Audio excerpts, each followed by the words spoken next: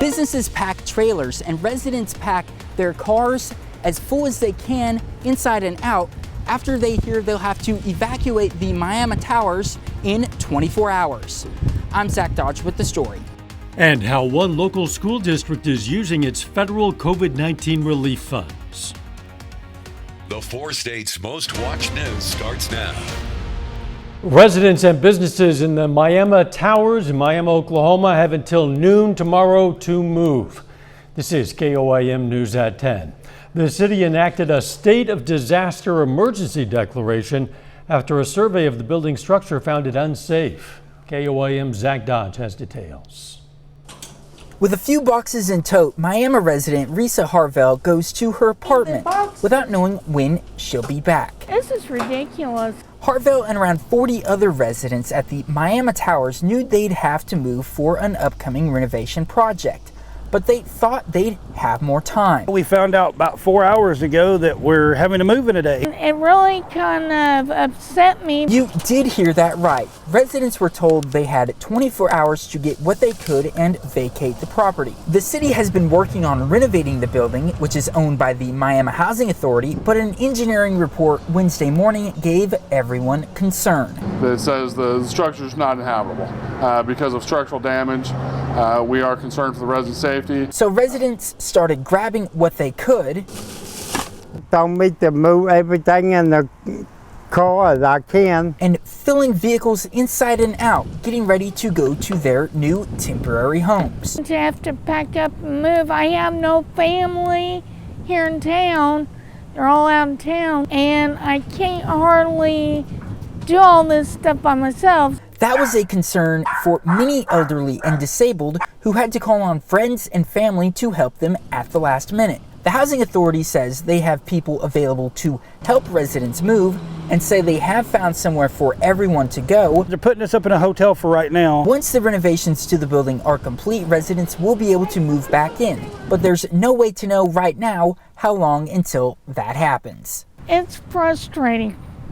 And I've been crying. I've been upset about it.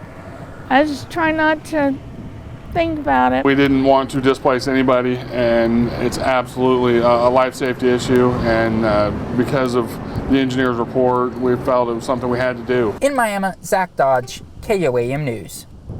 Anderson says after the noon deadline comes tomorrow, they'll check the building to make sure everyone has vacated it, and if people are still there, the city will help them find where they need to go. Residents who have questions on what they need to do should call the Miami Housing Authority when they reopen tomorrow morning. Doug Hetty, the potentially dangerous heat continues. Yeah, we've seen that. At least that has been the case over the past couple days, and that will continue as we go into the daytime hours tomorrow. Not much going on outside. A few little clouds have kind of rotated through. That is it. Any thunderstorms, Wisconsin, Great Lakes stretching. A couple northern Missouri back through central and western Kansas. These will stay to the north tonight, so we are going to stay dry throughout the overnight hours. Temperatures still warm.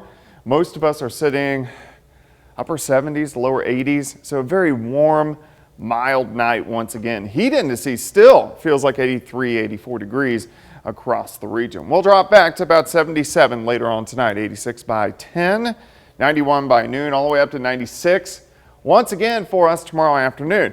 We are going to see some changes. We're also going to have some thunderstorm chances. We're going to talk about that here in just a bit. Catch you then. Schools across the country have received COVID-19 relief funds to help them safely reopen and maintain safe operations amid the pandemic. KOAM's Rodney Sorotsky tells us how the Neosho School District plans to use these funds. While teachers begin to prepare their classrooms for the upcoming school year, there's a lot of work for administration behind the scenes. So when you look at the COVID relief funds, there have been just several different items you could spend money on. These relief funds, also known as Elementary and Secondary School Emergency Relief, or ESSER funds, are government funds directed towards keeping schools safe during the pandemic. The funding is broken down into 3 rounds. During the first round, the Neosho School District used the money to pay off ongoing expenses. We will replace all of our whiteboards with interactive flat panel TVs over the course of the next 3 summers. We have used stimulus funds to help with our rotation of Chromebooks and iPads. The district hopes to accomplish 3 major things through this funding: ensuring that their facilities are kept up to date, taking care of their staff, and ensuring that every student's needs are met academically. That's why the next 2 rounds will go towards professional development and high-quality training towards their teachers. We believe that if we have better equipped teachers with greater resources and our collaborative efforts are better, our students' achievement will also be better. Additionally, funds will go towards creating a safer environment for everyone in the buildings. As a secondary part of all of that, we've used some of the funds to better sanitize, better equip, handle social distancing, some of those things that keep our staff and students safe. The superintendent says using these funds will free up money to be used to create better resources for staff and students. In Neosho, Bronte Sorotsky, KOAM News. The Neosho School District Superintendent says they'll continue to make decisions on ways to spend these funds at upcoming school board meetings. The Parsons, Kansas School District mask policy took effect today. It requires all students, staff, and visitors to wear masks while on school transportation, in classrooms with students present, or indoor gathering spaces, regardless of vaccination status. Masks are not required for people who are outside or alone in classrooms or workspaces. Policy will be reviewed at every regularly scheduled board meeting beginning on September 20th. Missouri Governor Parson today announced the state is releasing $30 million in funds to help support the state's healthcare system. The governor's office says the money will help fund extra staffing at private and state-managed hospitals. It'll also go toward the creation of 5 to 8 monoclonal antibody infusion stations throughout the state. The $30 million comes from CARES Act funding. A major Southwest Missouri employer is getting even bigger. A groundbreaking on the Lazy Boy Neosho campus today marks the start of a $30 million expansion of its 550,000 square foot plant. The furniture making plant that began operations in 1970 currently employs about 950 workers and intends to hire 100 more. The expansion includes various upgrades and renovations throughout the upholstery plant, a new medical clinic for employees and their families, and a new parts distribution center. Crowder College and Freeman Hospital today made official a partnership that will begin a new certified medical assistant program at Crowder. It's a 16-week paid program and it starts on August 23rd. It combines classroom education and on-the-job training to become a certified medical assistant. Freeman says students will spend 20 hours a week benefiting from a variety of learning opportunities, including traveling to various clinics within the area. Still ahead, President Biden gathers business, university, and health leaders to discuss strategies to vaccinate more Americans. And the Small Business Administration announces it'll restart a program aimed at helping struggling venues recover from pandemic-related losses. Federal health officials have endorsed COVID-19 vaccines for pregnant women, and they're said to be considering booster shots for certain fully vaccinated people. Skylar Henry is in Washington with the latest on the fight against the coronavirus. The Delta variant continues to spread in much of the United States. We are challenged, we are stressed in our hospital capacity. The nation is now averaging more than 113,000 new coronavirus infections a day. A month ago, there were fewer than 22,000. Hospitalizations in Texas, Florida, and other states are at their highest level in 6 months. We've been seeing about double our normal summer volume with overall patients. On Wednesday, the CDC issued new guidance for vaccines, citing studies that show no increased risk of miscarriage, urging pregnant women to get their shots. This variant is stronger, it's more contagious. It is affecting younger populations, but a lot of that is because the older people have been vaccinated. Another vaccine policy change is reportedly in the works. CBS News has learned that federal health officials are weighing booster doses for certain immunocompromised individuals who received the Moderna or Pfizer vaccines. A decision is expected this week. Everyone needs to be vaccinated. We will never beat this any other way. The World Health Organization says unless something changes, 100 million people around the globe will likely develop COVID-19 over the next 6 months. Skyler Henry, CBS News, Washington.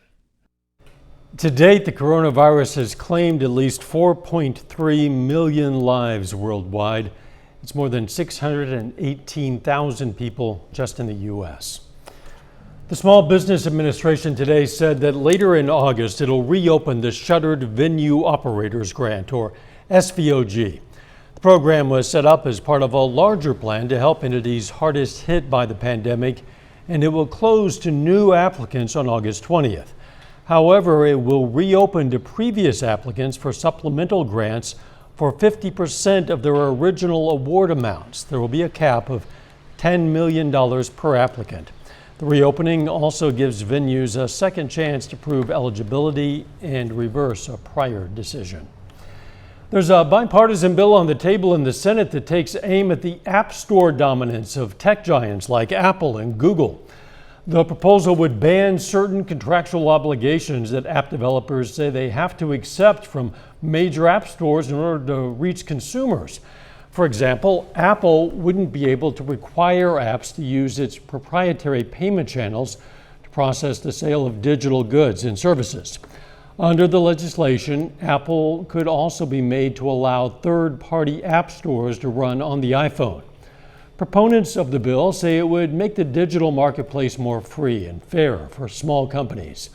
Opponents have suggested it would compromise the safety, reliability, and ease of use of app stores. Later, this is the opening day of fall practice for Missouri Southern Volleyball, their first fall practice since the start of the pandemic. We're going to check in on the Lions in sports. Plus, another hot day for us tomorrow. When are we going to get some relief? We're going to check that out coming up.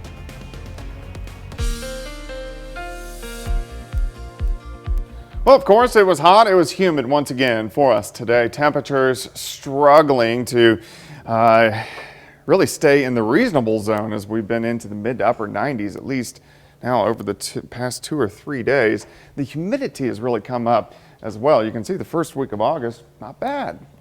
Mainly into the mid 80s. And then last Friday we hit 90, and then we've been at or 90 and above over the past several days. Unfortunately, it's going to stay hot again tomorrow.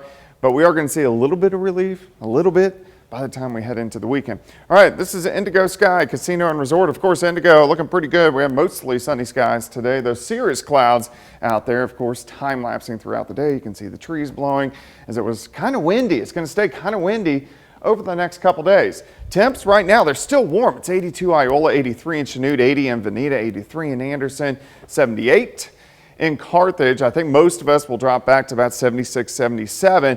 And you can see our humidity is up there, dew points near 70, which if you look at our dew point tracker, this is the way it makes it feel outside. Kind of in that muggy range. So kind of not very nice, but at least it's going to get a little bit better as we head toward the weekend.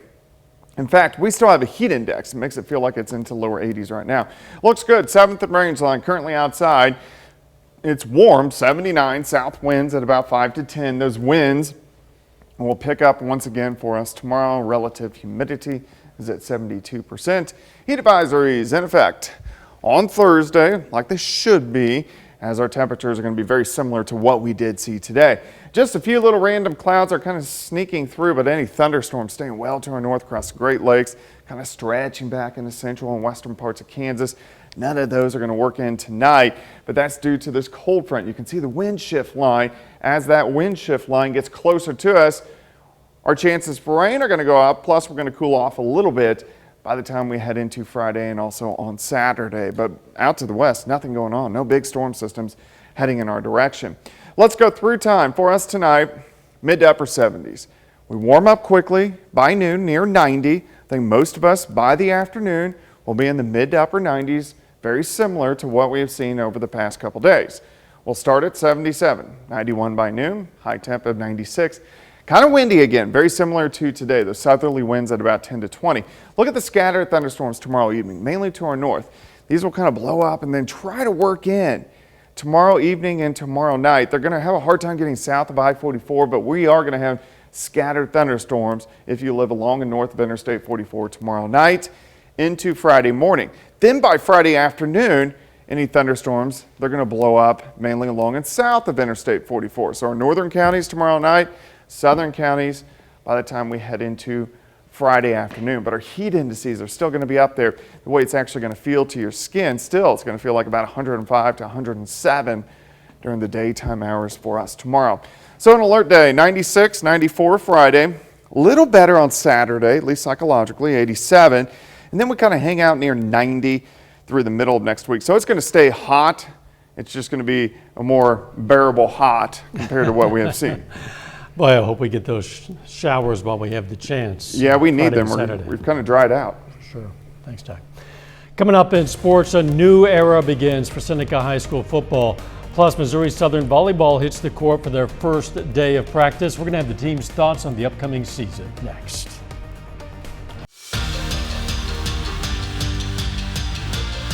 Well, a new era of Seneca High School football begins this week. The Indians in the middle of their first week of practice in their first season under head coach Cody Hilburn. And Hilburn is actually a Seneca High School graduate. He comes to the Indians from Carthage, where he served as offensive coordinator under head coach John Guidey. Now, Hilburn takes over a team looking to bounce back from a 3-7 season. The Indians, though, aren't worried about their record right now. It's about getting better every day. Our expectation has kind of been the same all summer and starting right now. We just want to get 1% better every time we're out here on the practice field and hopefully be playing our best football at the end of the year. It's hot out here now, and the thing about a kid from Seneca, that stuff doesn't seem to bother them. It's just good kids that get out here and they work hard, and that's all we can ask from them. Seneca opens the season on August 27th at home against Marshfield. Well, today's the opening day of fall practice for Missouri Southern Volleyball. The Lions did not get to play last fall, but they did play a spring schedule, going 5-3 against MIAA opponents. Now, Southern will begin their regular season schedule on September 3rd, playing in the Drury Invitational. The Lions lost 4 seniors to graduation, but they have 5 starters back, and they're excited to get back to MIAA action that counts. We didn't keep stats last year. We didn't have the true all-conference team, the championship, all that. So even though we got to play an extended off-season, I think this still feels like, wow, we haven't done this preseason in so long. We've got a lot of new girls on our team, so finding like our groove and things like that's really cool. And a lot of returners, we've been here all summer working out and stuff, so it's nice to be able to be like in the gym, put all that work that we had all summer like into practice. The Kansas City Royals have split the first 2 games of their series with the New York Yankees this week. Now, the Royals got game 2 last night, 8-4. Now, today, Kansas City tries to take the series from New York in the finale. First inning here, Luke Voigt, with the bases loaded, finds some grass to score 2. Yankees go in front early. Next batter is Rugnet Odor, adding to it, singles to score another run. Royals find themselves in a 3-0 hole after the first, and it really didn't get much better the rest of the day. In the fourth, Aaron Judge shoots it back up the middle. At that point, Yankees up 5-1. Royals not able to get in front today. Whit Merrifield looks like he's got a hit. Tyler Wade says no. Yankees take the game and the series today 5-2. In the National League, Game 2 between the Cardinals and Pirates tonight, Adam Wainwright. He was great this evening. Complete game shutout, allows just 2 hits and strikes out 7. Cardinals win it 4-0. One of the best to do it for Pittsburgh State is coming back to John Lance Arena. Former Gorilla Michaela Burgess will serve as an assistant coach this season for head coach Amanda David in the PSU women's basketball program. And Burgess played for PSU from 2015 to 2018, helping the team make 3 trips to the national tournament. She finished her playing career with more than 1,800 points. The University of Missouri introduces its new athletic director today. Desiree Reed-Francois will be the first woman to hold the position at the school. And she's been involved with intercollegiate athletics for more than 25 years and most recently served as the AD at UNLV. Reed-Francois also spent time at numerous other schools, including Virginia Tech, University of Tennessee, and San Jose State University. Reed-Francois and her husband have a son who is actually attending Mizzou this fall as a journalism student. That's a look at sports. We're back with more news after this. Take time now to honor a local veteran specialist, Malcolm Kitchen. The Joplin native served in the U.S. Army, and we are proud to salute Specialist Malcolm Kitchen. He's tonight's four-state hero. It's time once again for one of the best shows offered by the cosmos. The Perseid meteor shower will peak from midnight tonight to dawn on Friday. Viewing should be especially optimal because the moon is at a crescent phase and will be setting early. That's going to create dark conditions that will allow the shooting stars to be seen more easily.